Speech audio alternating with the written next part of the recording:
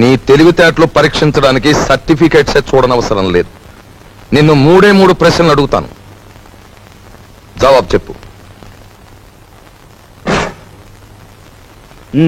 అడగండి. నంబర్ 1, తాజ్ మహల్ నిర్మాణంలో పాల్గొన్న కూలీలు ఎంతమంది? నంబర్ 2, రామాయణాన్ని వ్రాసిన వాల్మీకి భార్య పేరేమిటి? నంబర్ 3, 10 పైసల నాణానికి ఎన్ని వంకర్లుంటాయి? Come on tell me. చెప్పలేవా? ఇంత చిన్న ప్రశ్నలకే సమాధానం తెలియని వాడివి అసలు ఈ ఇంటర్వ్యూకి ఎందుకు వచ్చావు?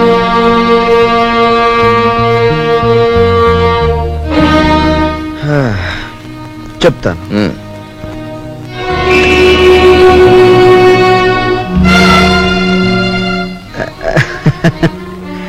అనవసరంగా బెదిరిపోకండి సార్. ఇది నా 61వ ఇంటర్వ్యూ. అంటే నా సహనానికి షష్ఠి పూర్తి జరిగిపోయింది. అసలు నేను ఉద్యోగానికి పనికిరాను, లేదా నన్ను ఇంటర్వ్యూ చేయడానికి ఆఫీసర్గా మీరు పనికిరారో ఇప్పుడు తేల్చుకుంటాను. సార్, వాల్మీకి భార్య పేరు మీరు వినలేదు, నేను వినలేదు. కానీ పెళ్ళైన దగ్గర నుంచి మీరు మీ భార్యను చూస్తూనే ఉన్నారు. ఆవిడ చేతికి ఎన్ని గాజులున్నాయో మీరు చెప్పగలరా? ఓకే, 10 పైసల నాణానికి ఎన్ని వంకర్లున్నాయో నేను తర్వాత చెప్తాను. కానీ రోజు దువ్వుకునే మీ తల మీద ఎన్ని వెంట్రుకలున్నాయో మీరు చెప్పగలరా? కనీసం ఆ దువ్వుకునే దువ్వెనికి ఎన్ని పళ్ళున్నాయో చెప్పగలరా? చెప్పండి.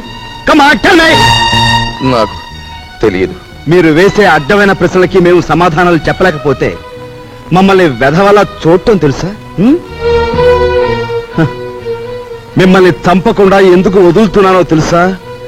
మిమ్మల్ని చంపి నేను హంతకుడుగా మారటం వల్ల మా సమస్యలు పరిష్కారం కావు. అందుకు గుడ్ బై.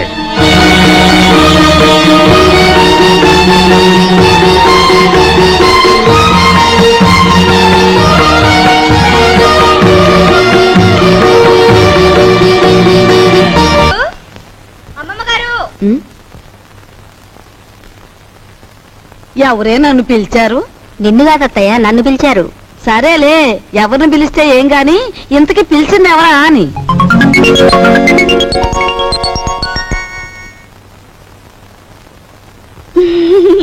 యావత్వే నువ్వు? ఎవరంటే ఏం చెప్పంటారండి? పొట్ట చేత్తో పట్టుకుని వచ్చాను.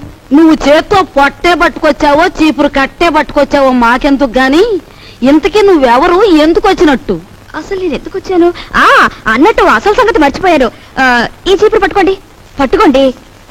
ఓసి నీ దుంప తెగ, చేతికి చీపురు కట్టించి కాళ్ళకు దండం పెడుతున్నావు. ఇంతకీ నువ్వు ఎందుకు వచ్చావే? నా పనులు చూసాకైనా మీకు బోధపడలేదా అండి? నేను మీ ఇంట్లో పని చేయడానికి వచ్చిన పని మనిషినండి. పని మనిషా? మా ఇంట్లో పని మనిషిగా నిన్నెవరు కుదిర్చారు? ఎవరూ కుదర్చలేదండి, నేనే కుదిరిపోయాను. మాకే పని మనిషి వద్దు గాని దయచేయి. అంత మాట అనకండి. ఆ మహారాజు బతుకున్నప్పుడు ఎందరో పని మనుషులున్న వంశం మీది. మీ ఇంటికి నేనే బరువైపోతానా? పార్వతి లాంటి మీరు, మహాలక్ష్మి లాంటి అమ్మగారు ఉంటున్న ఇంట్లో పనిచేయడానికి నేనెంత పుణ్యం చేసుకొని ఉండాలండి? చూడమ్మాయి, మాకు పని మనుషులు అక్కర్లేదు. నువ్వు మరో ఇల్లు చూసుకో. అదేం మాటే, ఒళ్ళొంచి పని చేయటంతో పాటు నిజం మాట్లాడే మనుషులు మనం కావాలంటే దొరకొద్దు. నువ్వు ఈ ఇంటి పనంతా ఒక్కదానివే చేస్తున్నావు. పోనీ ఉండని. ఇదిగో చూడు, నువ్వు బతిమాలావు గనక, మంచి పిల్లలా కనిపిస్తున్నావు గనక నీకు ఈ పని ఇస్తున్నాను. నీకేం కావాలో చెప్పు. నాకేం కావాలండి? 2 పూట్ల భోజనం, 2 పూట్ల టిఫిన్ పెడితే చాలండి. అమ్మో, 2 పూటల భోజనమా? నేనెంత తింటానండి? 4 ముద్దలు ఇంతే. పోనీ అలాగే కాని. అత్తయ్య, 2 పూట్ల భోజనానికి టిఫిన్ కి ఎంత లేదన్నా 10 రూపాయలు అవుతుంది. అయితే అయిందిలేవే, 10 రూపాయలేగా. 8 రూపాయలు నీ రోజుకోలే. ఇదిగోనయ్యా, ఇదిగో రేపటి నుంచి ప్యాంటు షర్ట్ వేసుకొచ్చు కాదు, పంచి కట్టు కట్టుకునిరా.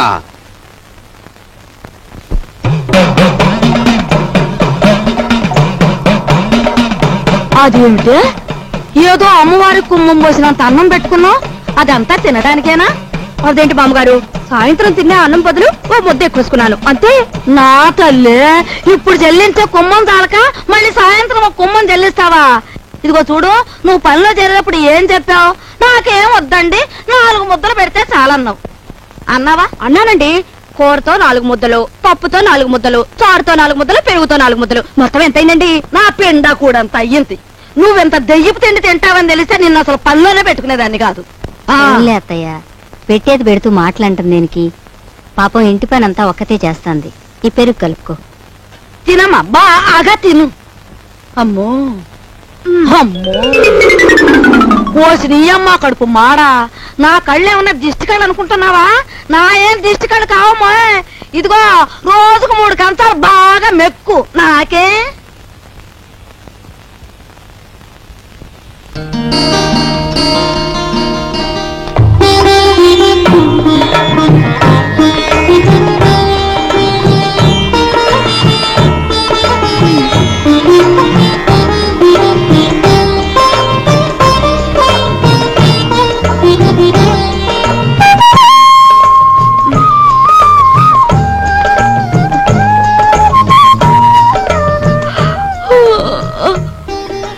అదేంటది? ఆ చూపేంటి? ఎప్పుడు ఆడదాని ముఖం చూడనట్టు. ఎవరు నువ్వు నాయనా? అన్నయ్య. అయ్యో!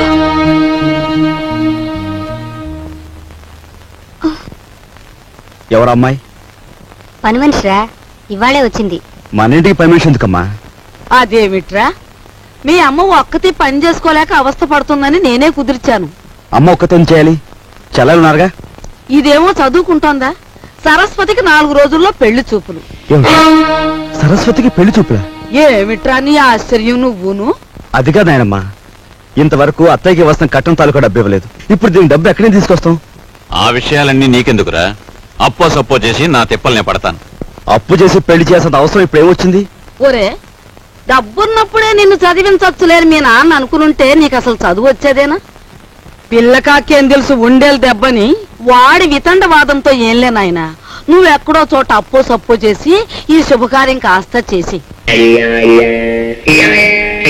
వెళ్ళు. చూసావా వాడికి ఎంత కోపమో చూసావా?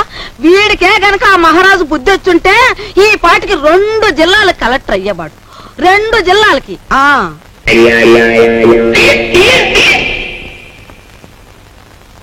అన్నయ్య, కాఫీ. సరస్వతి, అలా కూర్చో.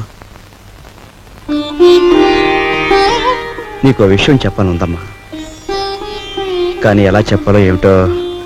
చూడన్నయ్య, మన ఇంట్లో దేనికైనా తిరగబడి చెప్పే ధైర్యం నీకొక్కడికే ఉంది. నువ్వు చెప్పలేకపోవడం ఏమిటన్నయ్య? ఎప్పుడో పెళ్ళైన అత్తయ్యకు మనం కట్నం ఇవ్వలేకపోయాం. ఇప్పుడు నాన్న నీ పెళ్లి తలపెడుతున్నాడు. ఈ పెళ్లికి డబ్బు ఎక్కడి నుంచి తీసుకొచ్చి ఇవ్వగలడు? మరేం లేదమ్మా, నాకు పెళ్ళొద్దని నువ్వు తిరగబడాలి. అమ్మో, ఈ భయాలతోనే మనందరం నాన్నగారి బాధ్యతని పెంచేస్తున్నాం. మనం ఎదిరించి ఓ నిర్ణయం తీసుకోకపోతే అవి పరిష్కారం కావు.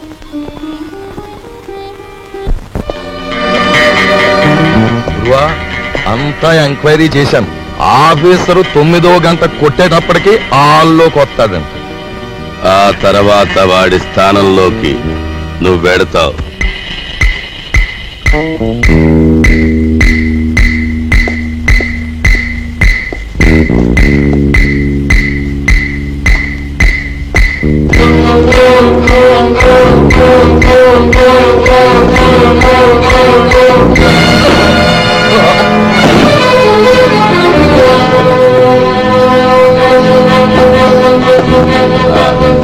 వివరాలు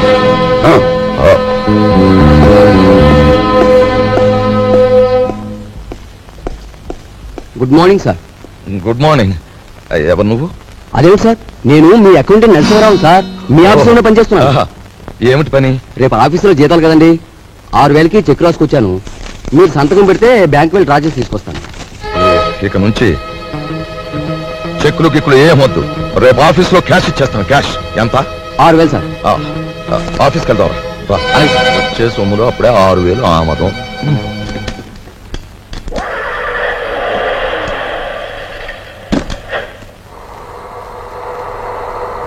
వాడు మా పెద్దబ్బాయి, ఎంఏ చదివాడు. నేను నిరుద్యోగిని. మరి మీరు? నిరుద్యోగ సంఘానికి అధ్యక్షుణ్ణి. మరి ఇది ఈ పెళ్ళేంటంటారా? ఉద్యోగం లేదే పెళ్లి చేసుకోకూడదు అనుకుంటే అంతే, అలా ముదిరిపోవడమే. మరి మీరు? నేను ముదిరిపోవడానికే నిశ్చయించుకున్నాను. చూడు mister, Raju, sit down. Thank you.